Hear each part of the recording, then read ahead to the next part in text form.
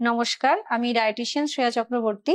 আজকে একটা খুব ইন্টারেস্টিং টপিক নিয়ে আলোচনা করব, সেটা হচ্ছে স্পেসিফিক্যালি মহিলাদের জন্য আর পুরুষদের জন্য চুলটা কিন্তু ভীষণই একটা প্রিয় জিনিস। তো সেই জন্য এই চুলের হেলথ কি করে ভালো থাকবে সেটা নিয়ে কিছু খাবার বলবো, স্পেসিফিক্যালি কিছু প্রোটিন যুক্ত খাবার যেগুলো আপনাদের চুলের স্বাস্থ্যের জন্য খুবই উপকারী। তো প্রোটিন মানেই আপনারা জানবেন হয়তো মাছ, মাংস, ডিম, দুধ, ডাল, সয়াবিন, এগুলো। তো এতদিন আপনারা জেনে এসছেন যে এটা হচ্ছে যাতে মাসেল বিল্ড আপ হতে পারে, শরীরে একটা এনার্জি দিতে পারে, সেই জন্য আপনারা প্রোটিন ইনটেক করেন।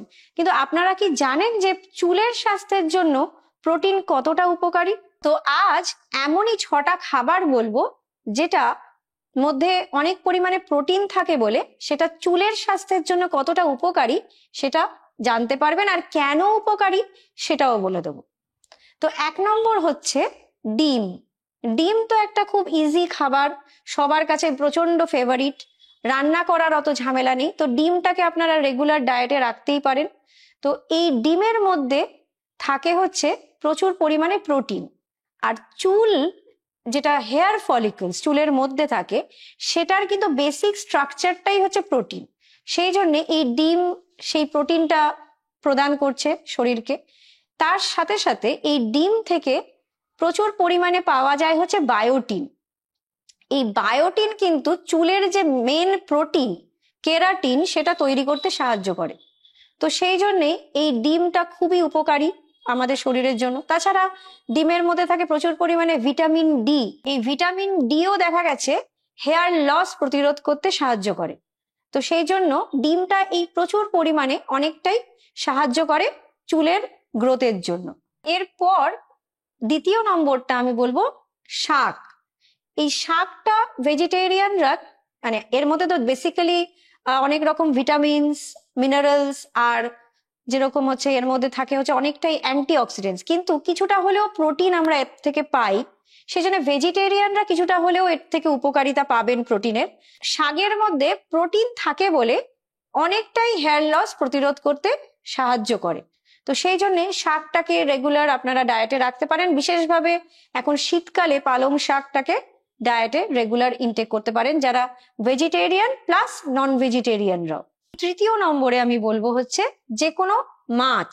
মাছের মধ্যে তো আপনারা সবাই জানেন ওমেগা 3 ফ্যাটি অ্যাসিড থাকে, সেটা তো স্বাস্থ্যের জন্য ভালো। কিন্তু এর মধ্যে প্রোটিন থাকে বলে দেখা গেছে চুলটাকে অনেকটা মজবুত বানাতে সাহায্য করে মাছ। তো অনেকেই আপনারা আজকালকার দিনে বিশেষভাবে বাচ্চারা মাছ খেতে চায় না। তো তাদেরকে এর উপকারিতাগুলো বুঝিয়ে যদি তারা মাছটা খান, মাছ কিন্তু একটা গুড সোর্স অফ প্রোটিন। সেই জন্যে যে কোনো মানুষই যদি তাদের কোনো বিশাল বড় শরীরের কোনো অসুবিধাও থাকে, কিন্তু মাছ খেলে অতটা কোনো অসুবিধা হয় না, যেটা চিকেন বা ডিম অনেক ক্ষেত্রেই সেগুলো মানা হয়ে যায়। কিন্তু মাছটা কিন্তু একটা গুড সোর্স অফ প্রোটিন, আর চুলের স্বাস্থ্যের জন্য কিন্তু এটা খুবই উপকারী। সেজন্য মাছটাকে রেগুলার ডায়েটে রাখলে ভালো। যারা মাছ অতটা পছন্দ করেন না তারা ফিশ অয়েল হিসেবে মাছটাকে ডায়েটে রাখতে পারেন। এরপরে প্লান্ট বেসড আর একটা প্রোটিন বলবো, সেটা হচ্ছে বিনস। এই বিনসও কিন্তু দেখা গেছে বায়োটিন প্রডিউস করতে সাহায্য করে, আর এর মধ্যে থাকে হচ্ছে কিছুটা হলেও প্রোটিন প্লাস ভিটামিনস, মিনারেলস তো আছেই। তো সেই জন্য এই বায়োটিন যেহেতু প্রডিউস করতে সাহায্য করে, আগেই যেটা বলেছি ডিম থেকে পাওয়া যায়, তো সেই জন্য এই বায়োটিন কিন্তু চুলের প্রোটিন কেরাটিন প্রডিউস করতে সাহায্য করে, যেটা কিন্তু এই হেয়ার গ্রোথের জন্য খুবই ইম্পর্টেন্ট, হেয়ার লস করতে দেয় না। তো সেই জন্য এই বিনসটাকে রেগুলার ডায়েটে আপনারা রাখতে পারেন নির্দ্বিধায়। এরপরে আমি আরেকটা প্লান্ট বেসড প্রোটিন বলবো, দেখা গেছে চিকেনের থেকেও এটার মধ্যে বেশি প্রোটিন থাকে, সেটা হচ্ছে সয়াবিন। এই সয়াবিনের মধ্যে একটা এমন কম্পাউন্ড থাকে স্পারমিডিন।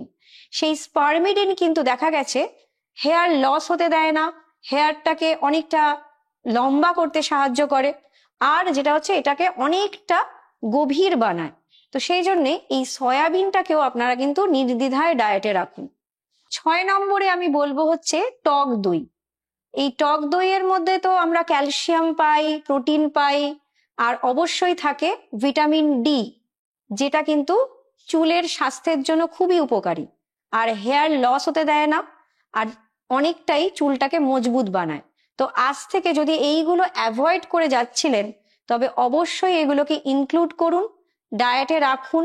তাহলে দেখবেন অনেকটাই চুল পড়ার সমস্যাও কমে গেছে, চুলটা অনেকটা স্ট্রং হচ্ছে, আর দেখবেন চুলের গ্রোথটাও অনেকটা বেড়ে গেছে। চুল পড়ার সমস্যাটা শুধুই যে ডায়েটের সমস্যায় হচ্ছে তাও নয়, অনেক ক্ষেত্রে আপনাদের অন্য কোনো হেলথের ইস্যুও থাকতে পারে। যেরকম অনেক ক্ষেত্রে দেখা গেছে থাইরয়েডের সমস্যা, বা মহিলাদের পিসিওএস বা পিসিওডির সমস্যা, বা অনেক ক্ষেত্রে ভিটামিন ডি কমে গেছে, বা অনেক ক্ষেত্রে লিভারের সমস্যা বা ডায়াবেটিস। তো এই সব সমস্যাগুলো হলে অবশ্যই একজন ভালো ফিজিশিয়ানের পরামর্শ নিন। তার সাথে সাথে যদি কোনো মেডিসিন নিতে হয় সেটা নিন, তবে ডায়েটটা অবশ্যই ভালো করে মেনটেন করবেন, যাতে একটা সুন্দর লাইফস্টাইল আপনাদের হতে পারে। নমস্কার।